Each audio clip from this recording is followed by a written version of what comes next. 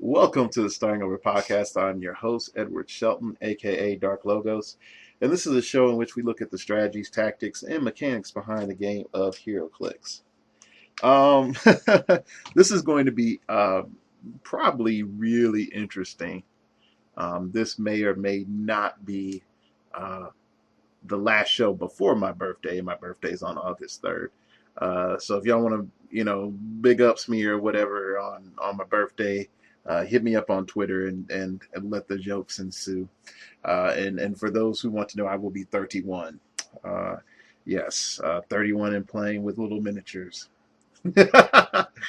Anyway, all joking aside, um, it's nice and cool because it's 1 in the morning when I'm recording. And during the day, I've learned, I've had a lot of pride not turning the air conditioner on, trying to say I'm saving electricity just by using the fan and all this other stuff. But when you get to a point where it's really hot, you sort of throw that pride away and you're like, man, I got to turn this AC on. Anyway, before we get into today's main topic, I know this thread is probably going to be banned, closed, or locked, or whatever else. Uh, but I had to laugh. This is a thread and general discussion on AC Realms. It's called Free Actions Are Getting Out of Hand Now with Batmite. And I sort of have to laugh because we've talked about this like the moment it came out, that it was broke, and I even did a show on it. I think I did a blog post on why he's stupid good, and that pretty much we've talked about it, that free actions are sort of ruining the game, or creating massive problems in the game, mainly because free actions are free attacks. Uh, when we really didn't have that before as much. Yeah, I remember when Charge Flurry was like, oh my gosh, I could charge Flurry. Imagine the brokens, and now it's like that's nothing, man. Just wait until multi attack and freaking team attack hits you working together, you know, with way better stats. So anyway, just sort of throwing that out there. Uh, uh, like all HC Realm threads, is really, I hate to say it, you'll hear one or two or three good comments, or read one or two, three good comments, then the trolling, then the back patting of, oh my gosh, you're right. Oh my gosh, let me troll. Back pat a troll. Back pat someone saying something. Um, and it becomes so, there's one word that I want to use, but I'm not going to use it. It, self glorification for one's own relief. And the word that I am actually thinking of begins with the M. And it's sort of intellectually that sort of way when you read threads. And what's funny is that most of the people there are like, oh my gosh, you're a big person on the HC Realms. Really, in all honesty, it's just like, hello, just stating the obvious most of the time. And it's even more ridiculous when they're like, well, you don't see the other side. And I could say, like, yep, and you don't see his side there either. Kettle, meat black. Anyway, that's the end of my ranting semantics. Uh, Today, we're going to have two topics. Uh, Topic number one is going to be, hey man, where's your head at? And there's going to be a little bit of rambling there, so bear with me. And then the second topic is, uh, I need a break, but how do I tune my mind to think? And you can sort of tell where my head is at with the two topics. So don't fret. I'm not quitting HeroClix anytime soon, but there are going to be some conclusions here that y'all want to be like, huh? Are things really that weird or that bad? So let's begin.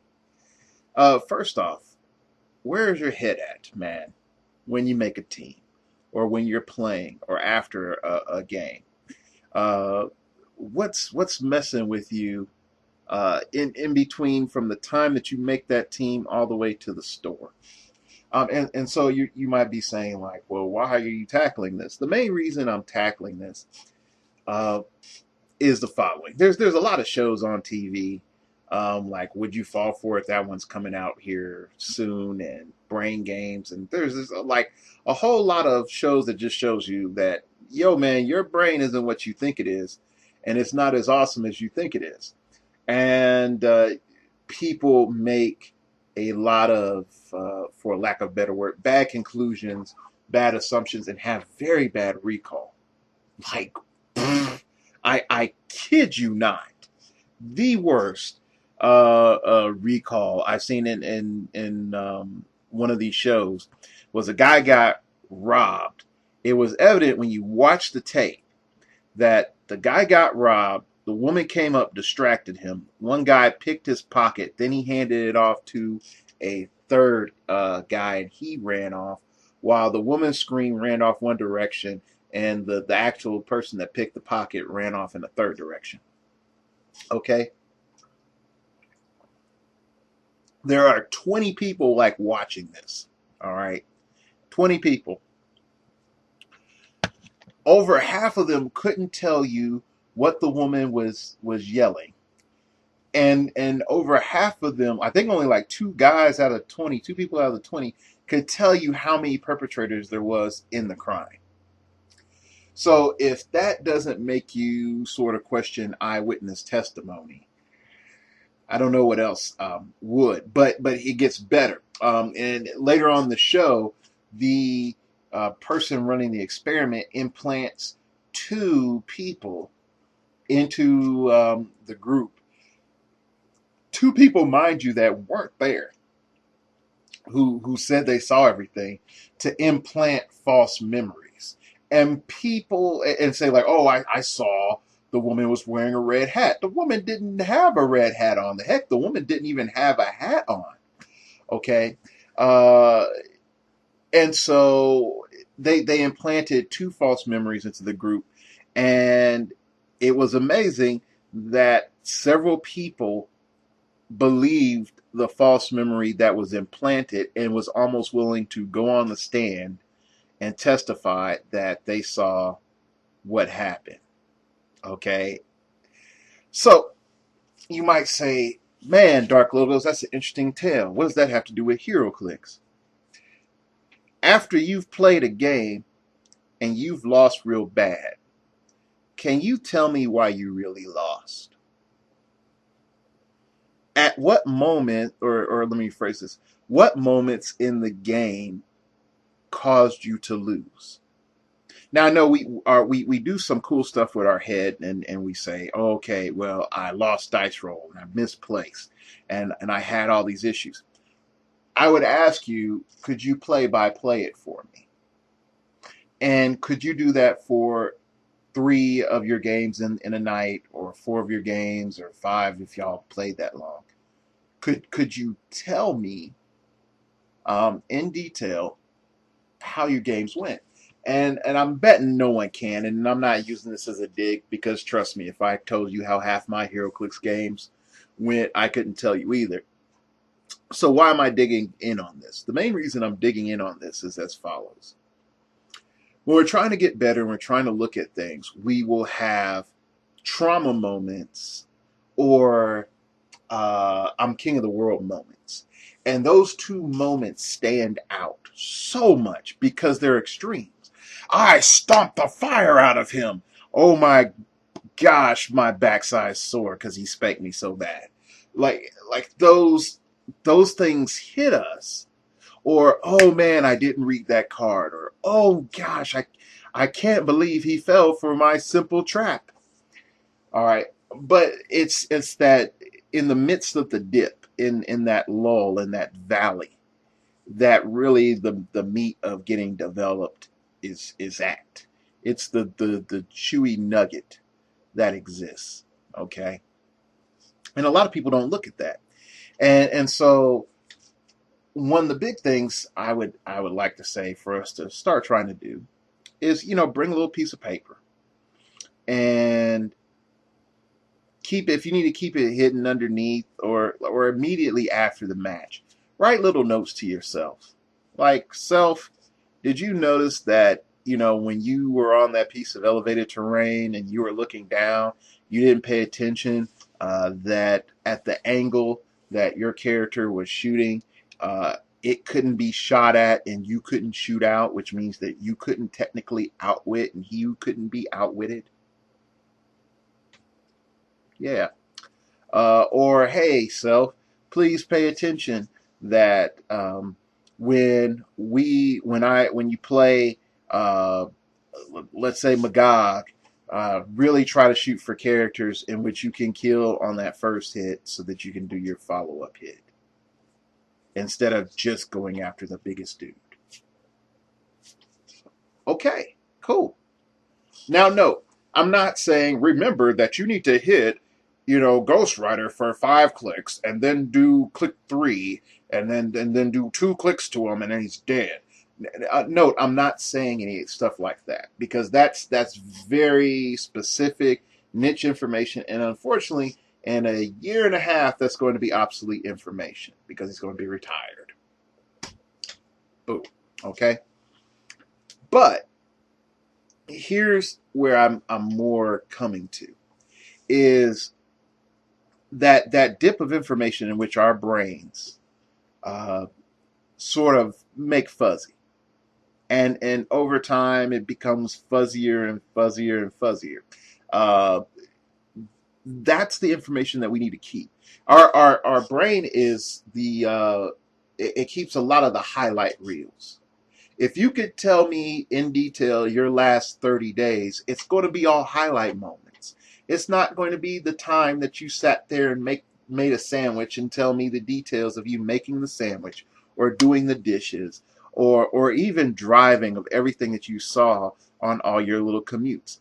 For me, for example, I will be driving 5, 10, 15 minutes.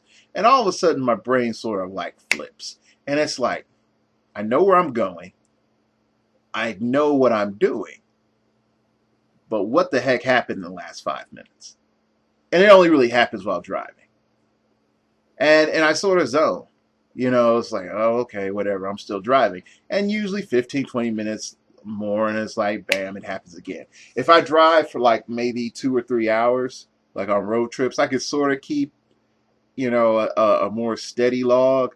But after 2 hours, I'm like, whatever. Don't ask me to tell you what's a sign that I saw back in Tulsa or in Killawanchi or whatever the heck it is. So we have to be mindful that we need to leave little time capsules to ourselves. And these little time capsules allow us to get past just the highlight reels of, man, I feel awesome. Man, this really sucks. And then when we get in that valley, we start to see, ah. Now, some of you might say, like, well, what if I did some form of notation? You can if it doesn't slow up your game. But I would say this, every notation that I have tried to do for Heroclix is just a waste of time because you would say like, because in chess it's a back and forth, so when it's white's turn and when it's black's turn. uh in Heroclix it can be like, definitely in big games, it's like, okay, I moved that figure, perplexed down, blah blah blah, then I probed, I attacked, then I probed, then I did this other thing, and then I rolled for this relic, and then I moved this up, and then I TK'd, and then I did this other thing, and it becomes 50. You have like 15 different commands before your opponent, and so you're using like 5 to 10 pieces of paper, um, doing notation, and it's for one game, and it becomes stupid. So I'm not saying that, but really look at just writing down key moments or key notes that you notice on a map or even your placement to yourself. And your opponent might ask, like, what are you writing? You can say, like, none of your darn business. It's my notes to myself. And as long as you verify to your opponent at the beginning of the game that, yo, it's a clean piece of paper, I'm just writing. It's all good. Some people, there are some rules about uh, getting like resources and knowing like, okay, writing down like hit some such and such figure for 5 and all the other stuff. As long as you verify, that hey, to your opponent, the piece of paper is clean, they they can't really say jack. Okay, moving on with head games. So where's your head at? You know, one of the bigger problems that I see when people email me stuff, it's like dark logos, blah blah blah. Person keeps playing this. I get frustrated. I've been playing these things. And then usually the email is, "Can you help me with my team? This is what the scenario is." Blah blah blah blah. Okay, I'm not, and please note, I'm not belittling people asking for help. And trust me, I'm not. I ask for a lot of help, and I give a lot of advice, and I help people with teams. But usually one of the key elements is that becomes frustrating to me when I look at the team is that at no point in time, like when people send me starter teams, and trust me, I do appreciate it. Do I sort of I can't really tell where are you going or really what type you're playing or what type of player are you, because what ends up happening is there's always, let's call him douchebag X. And we get so caught up in trying to stomp douchebag X that we forget to an extent who we are as a player. Trust me, man. I've had my series of losing myself fighting douchebag X's over the years, and oh gosh, there's always some guy or some girl too, because this happened, that they they they just play the stuff to piss you off, and it's every week.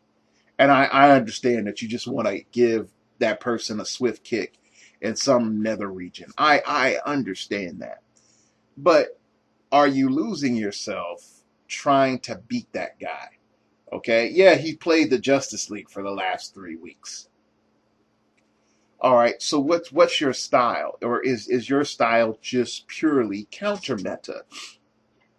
Now here's why I say this. Is it good to diversify? Yes. Is it good to have a breadth of skills and understanding? Yes, that's part of why I have the show. But at the same time, if I can look at your team that you send me, and you're asking for my help and my advice, and I can sort of tell, like, yo, man, you are like a super novice. I would hate to. I have to put it like this, and then I almost hate to say it. Forget about beating douchebag X for right now. Learn you. Learn you. Because and you trying to beat douchebag X and the everything in the meta right now, okay? What will end up happening is 5, 6, 7 sets from now, you'll just be tired of being a counter meta person, and you'll quit. The other thing is you will be playing styles just based on winning, not because you like them. Okay. You will look at pieces and you'll discount them because they don't have a meta or a counter meta element, instead of looking at their synergy and how they perform in various other ways. Prime example, Dr. Voodoo. Not Brother Voodoo, Dr. Voodoo.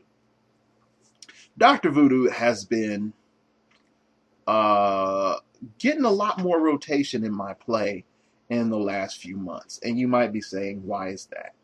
There doesn't seem to be anything astounding about Dr. Voodoo. It doesn't seem like he's this broke meta piece. What's going on, Dark Logos? Why is he in your rotation? Is it just because he's black? A little bit. Not going to lie. The other part is Dr. Voodoo feels a very interesting role that a lot of people don't look at in high point games. And that is, I do 5 things very, very well. And you're like, what? Okay. He has running shot, psychic blast. If he does penetrating damage, every other character that attacks that target gets to do penetrating damage. Okay. He has support. He has perplex. Later down the dial, he gets like mind control and barrier and prob. He is ridiculous for his stats. Well, let me rephrase it. He's not. Let me rephrase it. He's not ridiculous for his stats. He is average for his stats. But to be able to provide so much support and be Mystics is a very underestimated element in a 1,000-point game. A lot of people will look at that and you're like, man, you know, whatever, you know, Dr. Voodoo. It's not Brother Voodoo. I don't care. He's not mind controlling my team every turn. Okay. But here's the thing, and I'm talking about doing, you know, how I do me and how I play. Dr. Voodoo, when people in my normal realm of players that play me see that I play Dr. Voodoo, they know, oh, that's a medic. Edward always plays medics. Because I do. All right. So they'll go after him, and I'll be like, well, whatever. And I'll find ways to avoid being hit or just be at a place where I can't be hit. But once the mid game really starts going through and my opponent has exhausted X amount of resources trying to kill off pieces of mine in one turn, and they can't or do or whatever, and they really push, that's when Dr. Voodoo really kicks in. Because now I might need to heal, but more than that, I just need to hit you. And you have medium to low stats now. So all my big attackers have done what they've done, and now Dr. Voodoo comes in. Oh, Psychic Blast. Oh, penetrating damage. Oh, you're mainly a big brick. Oh, sorry, you don't have damage reduction. So-and-so hit you. So-and-so hit you. Oh, he's dead. All right, perplex this. Okay, do this other thing. All right, this other character came in, hit this other thing. Your turn. Now, again, will you see people praising Dr. Voodoo on 8C Realm strategy and tactics section? No, they're not. But I know how I play in relativity to those people that I play with normally, and how I can use that figure to my advantage because it fits how I like to play.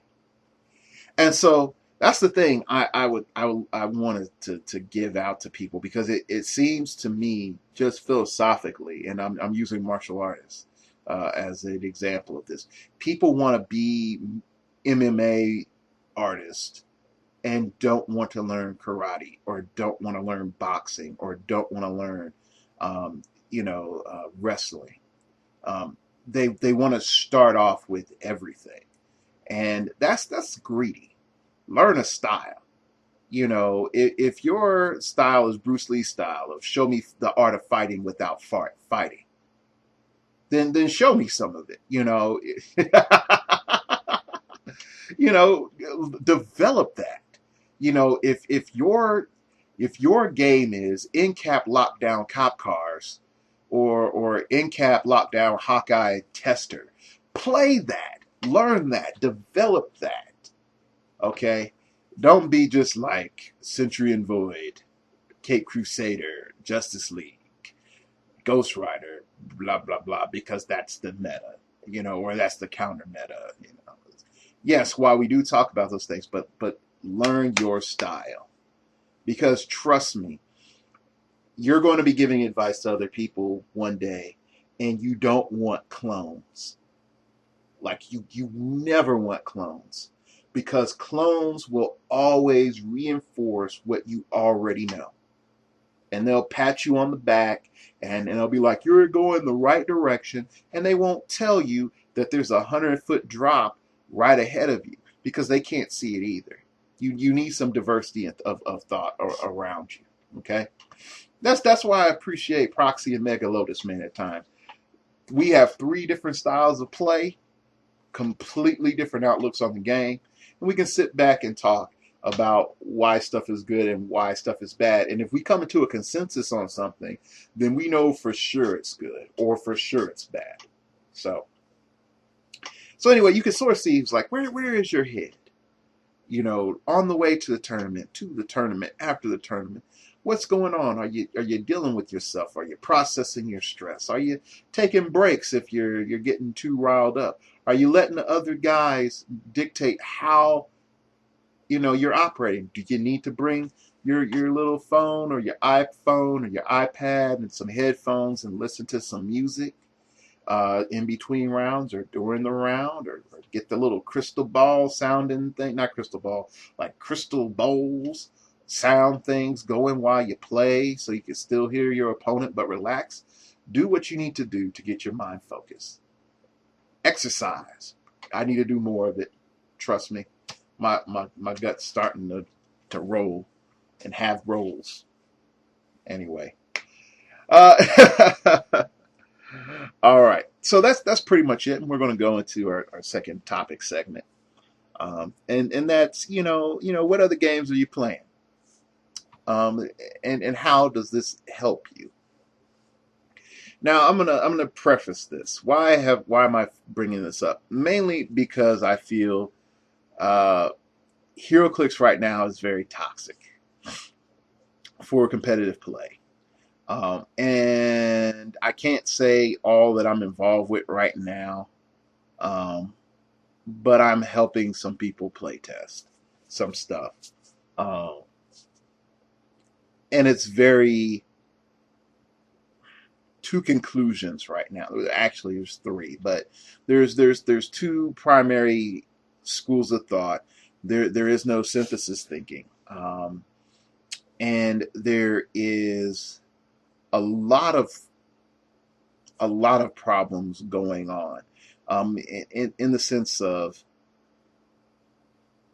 how we are tackling problems is so small, or how we're looking at meta in maps is so small, that problem solving leads us to very direct roads, and unfortunately those roads are going to lead us to destruction. And I say it like this: we have extremes, and we are now dependent on extremes. We are so, and this is me turning my phone down, and I apologize. We are so dependent on extremes. Heroes for Hire is an extreme. Young Justice is an extreme.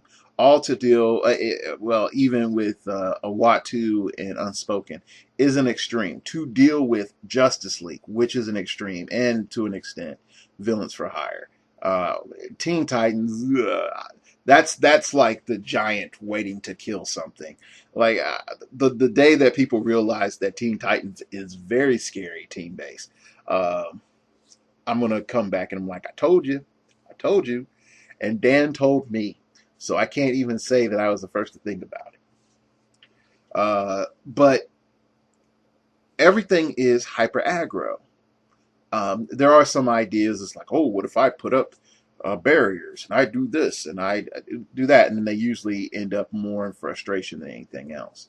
And everyone is playing for first, which again, this is part of the podcast. I, go help y'all win, but there is a point where you can say, maybe I shouldn't be playing for first, but I should be playing for fifth. And that's a whole different understanding, playing for fifth. And you're going to be like, hold up, Dark Logos, are you losing your edge? What's going on, Edward? What's in your head? The main reason I say this is I've played a lot of other games.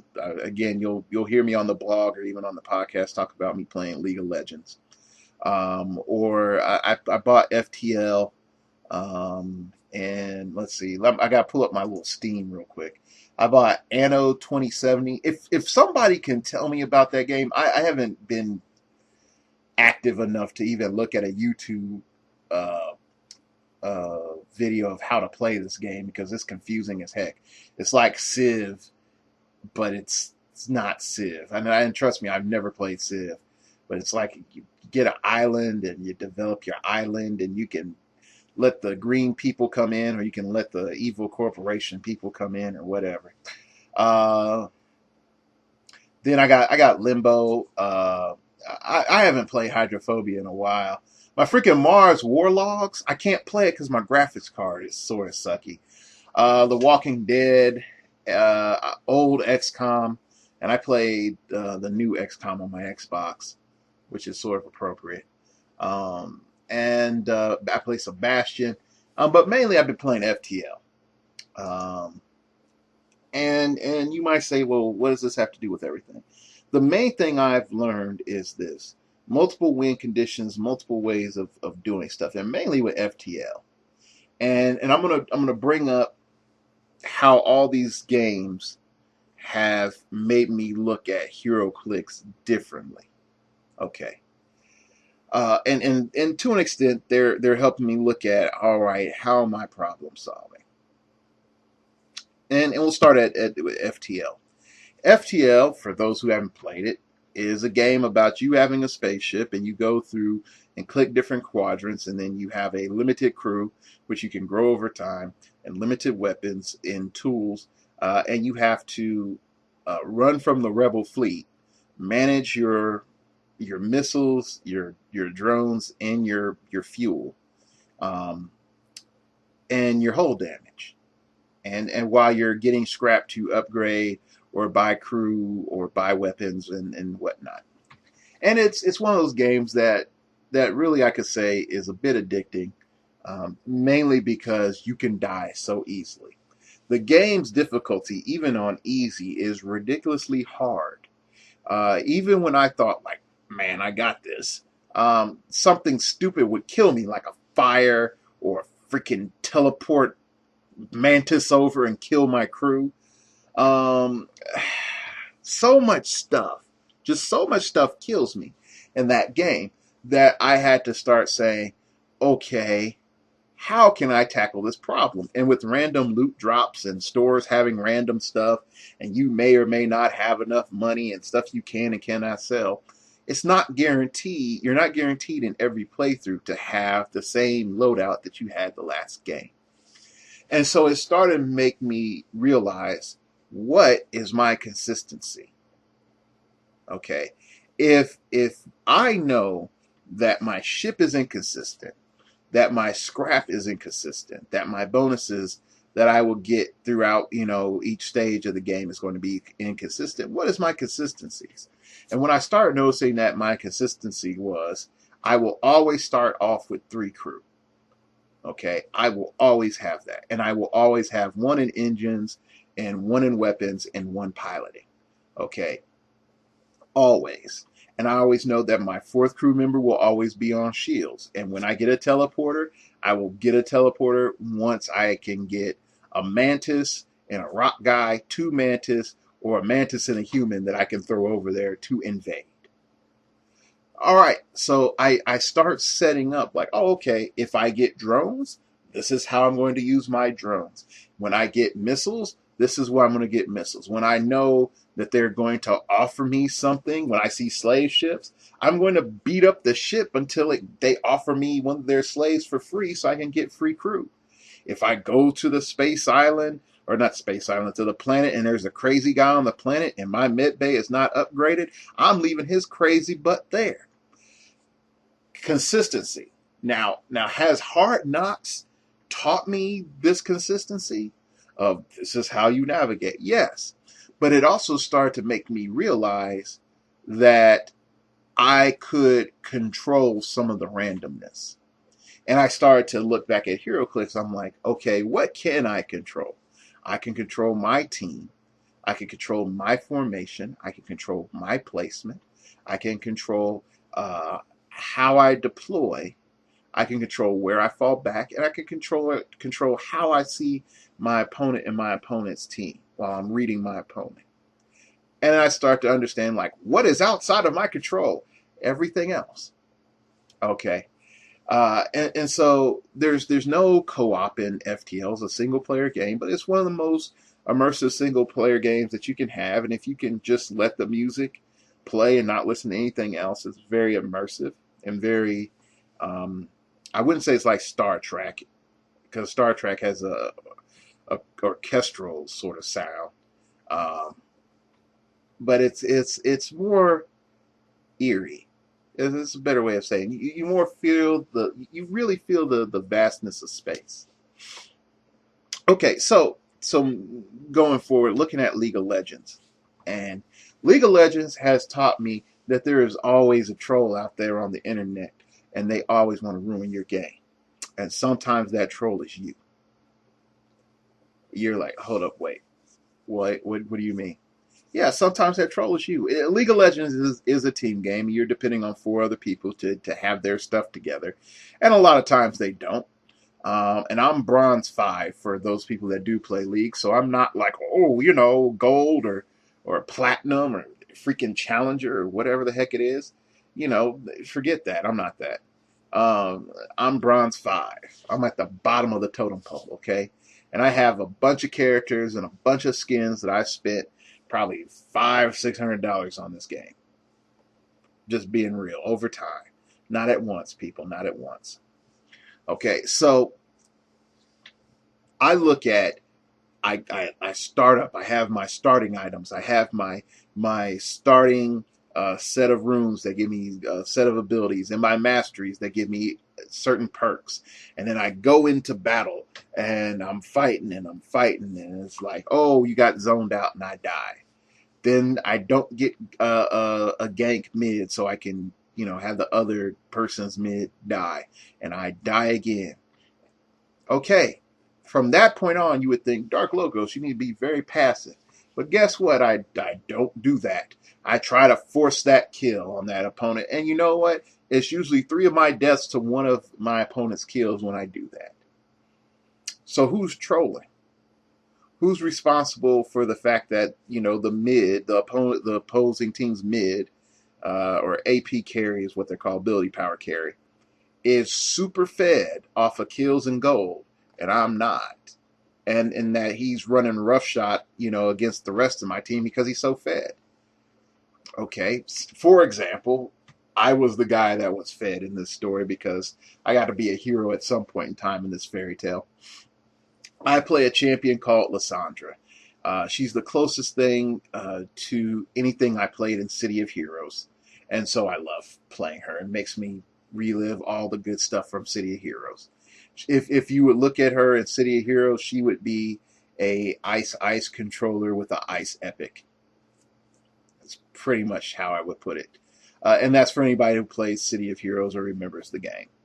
So pretty much all she does is throw ice out, and she slows people. And her ultimate ability, it pretty much casts a huge ton of damage on one character and locks them in place for about 2 seconds. And they can't target anybody, but they can get beat up and shot. Or you can cast it on yourself, which is the equivalent of Hibernate from City of Heroes.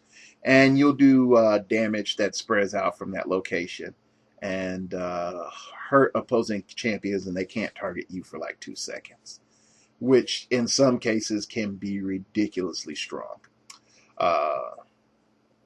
Anyway, so I'm playing Lysandra, and I'm fighting this other character, and he's playing another guy. He's playing Swain, and he's just very aggressive with his little sigil spell, and he's getting me. And because Lysandra is slow, she's an ice chick. Okay, it doesn't get slower than that. Anyway, so she's I'm getting harassed. I'm getting bullied really bad. Bam, I get killed. And I'm behind, and I'm frustrated. So I go and get my gold pop per 5-second item, my little Philosopher's Stone.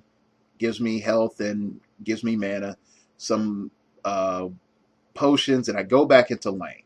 And I just notice I keep getting caught into his sigil spell because I don't move fast enough. And so we're fighting. I'm trying to get a gold lead. And so I finally get a gank from the jungler, and he kills Swain. Okay, so I'm like, yes.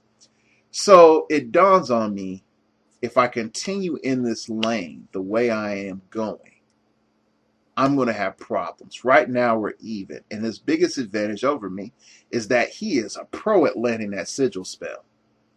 So, you know what? I go back to base and I buy boots. It cost me gold to go back and buy boots. Gold that I had saved up and gold that I'm not earning. Okay? But I buy boots and some wards so I can see who's coming if they try to gank me. And I go back into my lane. All right? So, what happens? That one minor thing that I could control is now just snowballing into my favor. Buying boots, I'm getting out of his little sigil thing. I'm doing damage to him with my shotgun ice blast. And then when he's not paying attention because the dude was stupid, he blew his ultimate spell every time he needed to heal back up. I waited till his ultimate spell was over, chipped away at him with my little shotgun blast, used my ice claw, got over to him, slowed him, then hit my ultimate on top of him and ignited him, lit him on fire, and then killed him. And I did that 3 more times. All because I saw, hey man, if I kept things the way they were previously, I would have been the troll. And I would have trolled myself. So what does this mean when it comes to Heroclix? Sometimes you're just trolling yourself. And you don't know it. And you're going to be like, well, Dark Logos, that's me. No, like let's be real with it. If you know certain things are going on in your venue, and you're not even trying to approach the problem tactically, and I'm talking about HeroClix, not politics.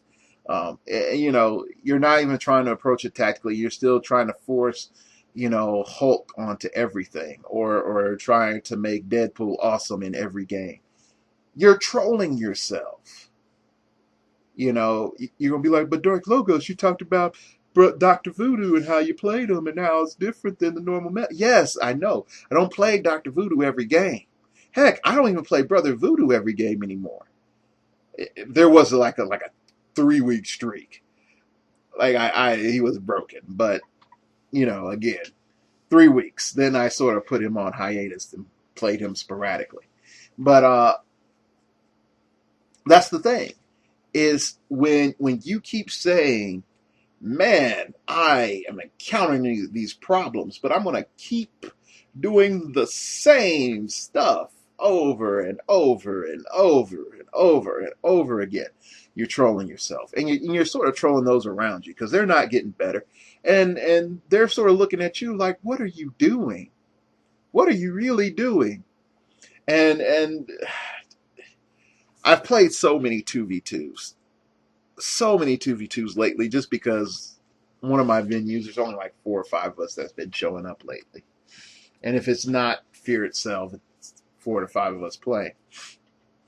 And so sometimes it'll go from, hey man, this would be a 1v1 game, to now this is a 2v2 game. And this is awesome or suck, depending on what side you're on. And I've noticed games where my teammate has trolled me so bad because they don't want to take damage, or they want to be in the back and then clean up afterward, and they don't want to take any risk, or they are too hyper aggressive, and it's like, oh my gosh. And there's times I've trolled my teammate. I just didn't prob their role because I'm like, screw it, I want that character dead so I can do something else. They're not attacking my figure, or not give them a perplex, or go attack one figure that I know that will hurt my team while ignoring the figure that would cripple my teammates' team. So how are you shooting yourself in the foot? How are you trolling yourself? Be real about it. So yeah, when I look at HeroClix, I see a lot of good things and bad things, and I thought about saying this to myself, or more so putting it out to the audience of saying it, of all the things that have gone on recently in the game, and even with me being a commentator on it, I'm tempted to say I'm about to boycott the next 2 sets. Usually it takes 2 to 3 sets for WizKids to fix their freaking mistakes. Um, and team bases are a big mistake, the way that they're implemented. You could sort of see in X-Men, I don't know if it was a midnight hour fix or just where game design was headed. Um, they stopped making it so that on an asset dial, teams were getting 2 and 3 different characters starting off. Like the most of the X-Men dials, I think they're getting X-Men and New Mutants. You go through all the characters, and then you get pairs, and then you get the working together, hands clasping trust fall symbol. But there is a every description that I've had casual conversation with about that symbol has always turned into some sort of sexually inappropriate joke. So I don't want to bring that into the show. But you ever see people do a trust fall and they like interlock hands, and then you're like trust fall, and it's like falling, and then the guy's falling, says falling, and then the people that are supposed to be carrying the guy say fall away, and then the person falls back. But I've seen just the way WizKids is thinking and fixes things is frustrating. And I know some people would say, well, they gave us all those ATAs, and I really look at it and I have to say to myself, they gave us those ATAs as patch fixes to the problems that are out now, and they really aren't going to fix their own problems that they have now because they printed the stupid rules on the card. I mean, that's it. They have no flexibility.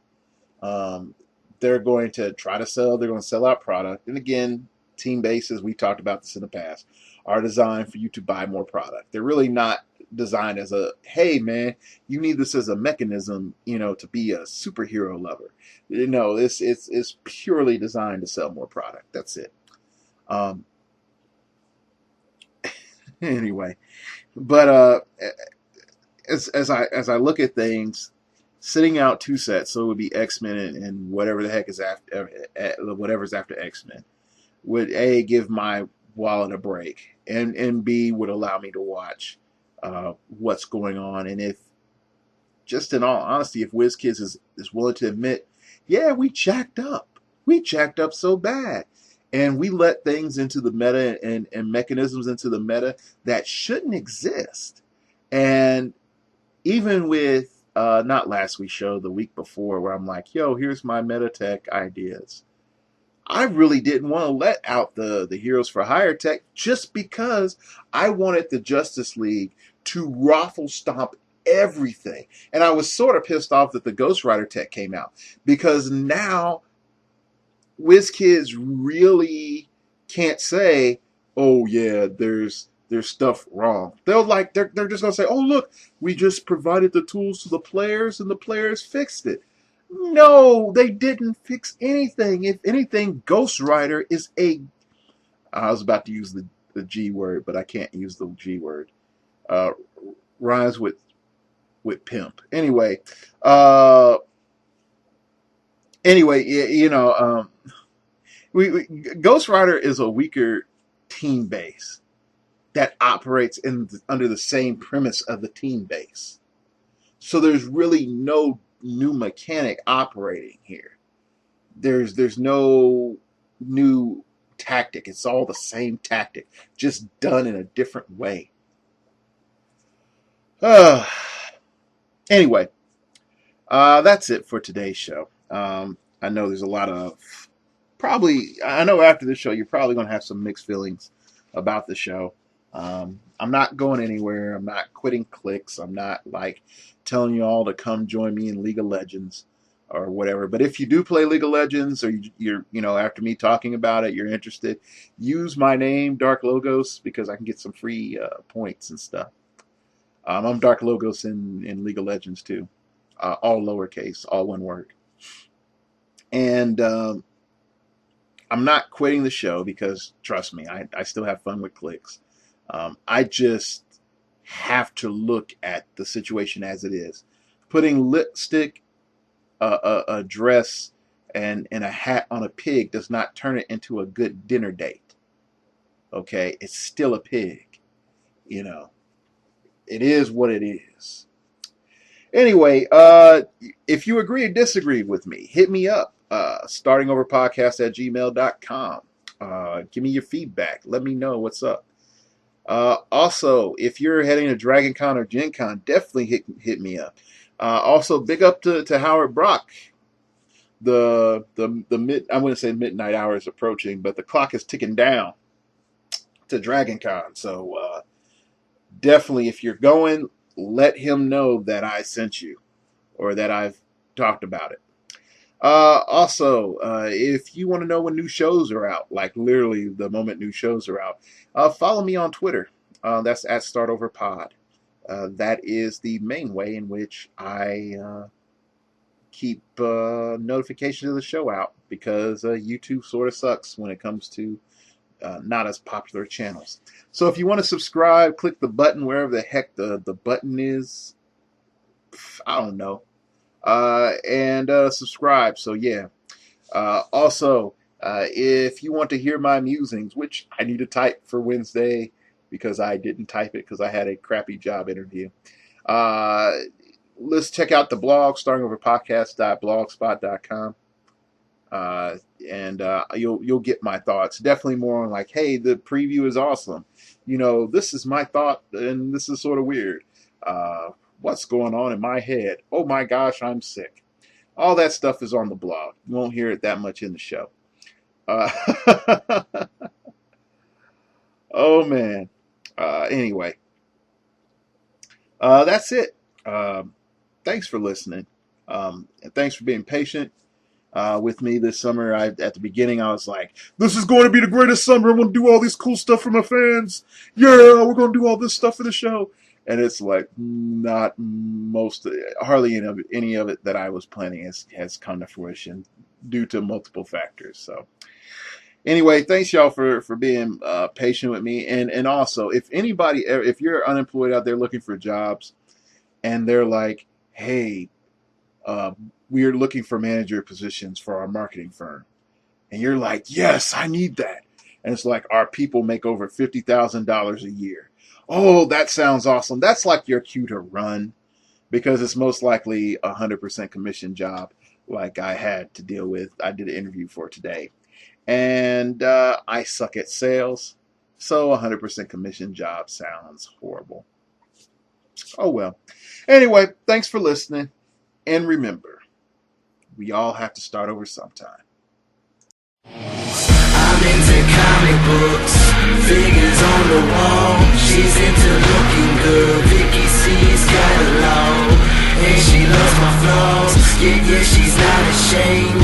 I'm a Peter Parker, she's my Mary Jane. She's my Mary Jane, she's my Mary Jane. She's my Mary Jane, she's my Mary Jane. She's my Mary Jane, she's my Mary Jane. I'm her Peter Parker, she's my Mary Jane. I'm a big nerd around her, but she's cool around me. Never knew how she found me. Electric, but she grounds me. And she loves my flaws, she accepts them all. When the darkness comes, I will get the call. I will swing down to save her.